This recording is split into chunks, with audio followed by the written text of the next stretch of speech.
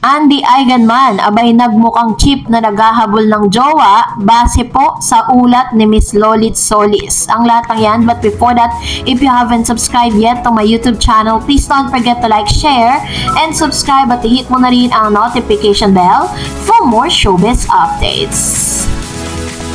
Of course, bago tayo magpatuloy sa ating updates for today's video, nais ko po muna ipabot ang aking pasasalamat for always watching and trusting this channel.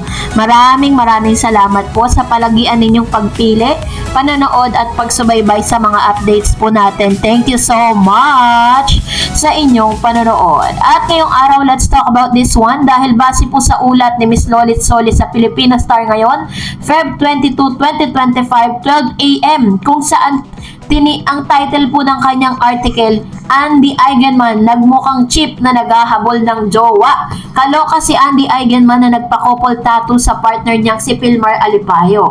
Matapos nga silang magkaroon ng kontrobersya sa matching tattoo ni Filmar at BFF niyang si Pernilla, so nagkaayos na sila. Ipinost ng tattoo artist ang mga litrato nila pagkatapos ng tattoo session kasama ang mga anak na si Lilo at si Koa. Ninega naman ito ng mga netizen na tinatawag na clown si Andy. Matapos daw itong magkalat online ay sabay ganito ang gagawin nito na true naman. Mukhang nagselos at naiinggit lamang daw talaga ito sa BFF ng partner niya at gusto nga nito na magkaroon din sila ng matching tattoo ng fiancé niya. Nakabawi na nga raw ito sa Swedish photographer at tila pinatunayang nasa kanya ang huling halakhak. Sabi po ni Manay Lolit Solis, so ang chip-chip nila nasaan ang kredibilidad nila. Ganyan po ang ilan sa mga statement nitong si Miss Lolit Solis matapos ngang mag-decide si Miss Andy Eigenman na magpatato, no? Pero isa po sa mga statement naman ni Miss Andy Eigenman patungkol dito. At dahil nga sa matitinding usaping ito, ay naglabas din ng statement itong si Miss Andy Eigenman patungkol sa tunay na dahilan or tunay na rason kung bakit siya nagpapatato ng palm tree leaf sa braso. Ito daw di umano ay alay niya para sa kanyang ina na si Miss Jacqueline Jose. Para pala sa kanyang yumaong inang si Jacqueline Jose, ang pinakabagong tattoo ng actress at celebrity mom na si Andy Eigenman. Ibinandera ni Andy sa kanyang Instagram account ang palm leaf tattoo na ipinagawa niya kamakailan lang sa isang studio sa Siargao. Sabay pa nga silang nagpagawa ng kanyang fiancé na si Filmar Alipayo ng tattoo sa Island Tattoo Piercing Studio kung saan isinama pa nila ang kanilang mga anak na sina Lilo at Koa. Ilang litrato ang ibinahagi ni Andy sa kanyang IG at sa caption ay nabanggit nga niya kung ano ang ibig sabihin ng kanyang palm leaf tattoo. Finally, got my palm leaf in honor of my nanay just day before her first death anniversary. So, inactive of multiple meanings all relating to the facet of her being that I would also like to embody ang mababasa sa simulang bahagi ng kanyang mensahe. So, kasunod nito, inisa-isa naman ng future wife ni Filmar ang mga qualities si Jacqueline na nais niyang manahin lalo sa pagiging mapagmahal na nanay. So, ganun po yung paglilinaw niya. Kasunod nga nito, meron naman pong mga nagalit din, no? Parang hindi po sila ganun ka-agree dun po sa naging desisyon ni Andy at nangihingi sila or parang sinasabi nila na kung itutuloy daw ni Andy Eigenman ang kasal nila ni Filmar, much better daw na magkaroon ng tinatawag na prenuptial agreement. Yung prenuptial agreement po ay ginagawa ng dalawang magpapakasal.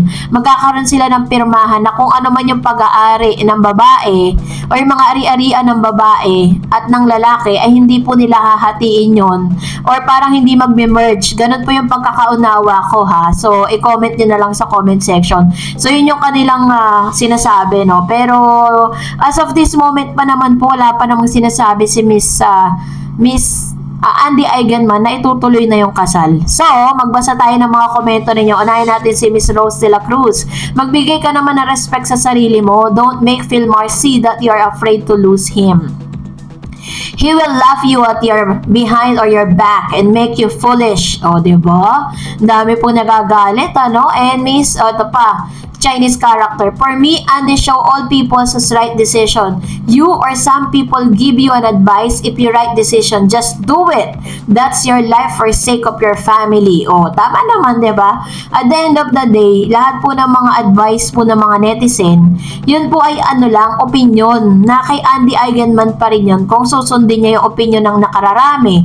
Another one, sabi ni Miss Rose de la Cruz, ang Andy, habang kaya ka pang tanggapin ni Jake at mapasaya niyo si Ellie, at least di pa masyadong masaktan ng dalawang bata. Please, wag ka nang magpauto kay Pilmar. Lolokohin ka niya at baka di mo makuha ang mga ari-arian mo unless magpa-prenuptial agreement ka. Kung tagang mahal ka niya, papayag siya. Actually po, kung tutuusin ha, base po sa research, parang mas marami pong ari-arian si Mr. Pilmar Alipayo. Yun po ang lumalabas ha, sa research po na ginagawa. Meron pong isang YouTube channel na naglabas ng ilan sa mga assets and liabilities ni Mr. Pilmar Alipayo. Ito po ay parang much higher dun po sa assets ni Miss Andy Eigenman. So yun po yung lumalabas. So parang kung ganun po, kung may katotohanan yun, parang lugi ata si Miss Andy. Sabi ni Miss Mary Rios, I am a veteran, married woman, have a daughter, 31, and son, 27. So, I am passionate kung pinaglalaanan ko ang pagbigay ko ng advice dito. As a caring person and a mother, dito sa US, talagang kinoconsider or sinusitis ng maigi bago mag-commit. My son is clinical psychologist but still learn a thing or two from me from a facts of life or marriage life. Oy, ang ganda nito, Ma'am Shiha. Pwede ka mag-share sa amin ng mga facts patungkol po sa marriage life na sinasabi mo dyan. So, maganda yan, ano? At least, diba, maipaliwanag mo sa amin kung ano mga alam po ninyo patungkol sa mga ganyang bagay. Lalo-lalo na kay Andy.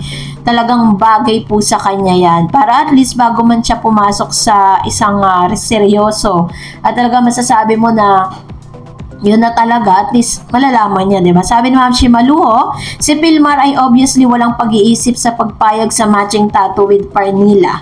Real talk lang, wag masyadong kampante. Kahit BFF mo pa, mas mga ahas mga yan at mas masakit tanggapin dahil BFF mo nga. True, diba? Kasi sino yung mga taong hindi mo inaasahan na gagawa sa'yo ng mga ganyan-ganyan, diba? Mga tarantaduhan. Mas masakit pa sa'yo kasi these are the people was closest to your heart pa yung gagawa. Sabi ni Miss Rebecca Carlos, oy Andy, lawakan mo pagpananaw mo. Pag umabot ka ng 40 years old, lalo kang kawawa ka na. Ang lalaki, pag mahilig, hindi mo mapipigil yan.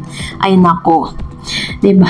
Ganun po katindi yung mga comments po kay Mr. Pilmar, ano? Pero, sabi ko nga sa inyo, at the end of the day, it's Miss Andy's decision that matters. Sabi naman ni Miss Mary, thank God, di ko pa nakakaranas ng pangangaliwa ng asawa sa 35 years. May hirap at ginawa. Everyone deserve to be content in life. It's a bit unhealthy to be involving social media or private life while mending their lives together. Is it just me or does it seem staged? Sorry to say this, but they're trying too hard. They needed a couple therapy prior to marriage. Sometimes it's necessarily before the commitment. It doesn't seem normal. Miss Andy has daddy issue. If she seeks help, she would not feel this way, confused, or at least keep their lives private for now instead of pretending that everything is just like nothing happened. Totoo naman, diba? Parang napaka-unusual kasi na after po nung ganung pangyayari, tapos makikita mo sa social media parang okay na sila. Talagang marami po talaga. Siyempre, hindi natin alam. Baka nagkikiss and makeup pa sila. Ganun, diba? So, sabi ni Miss Maya Elena, Andy, ang matigas ang ulo mo. Kung sa bagay, hindi ka nga nakikinig sa mother mo. You're stubborn. Read comments of the netizen. They all pity and care for you. Please pray.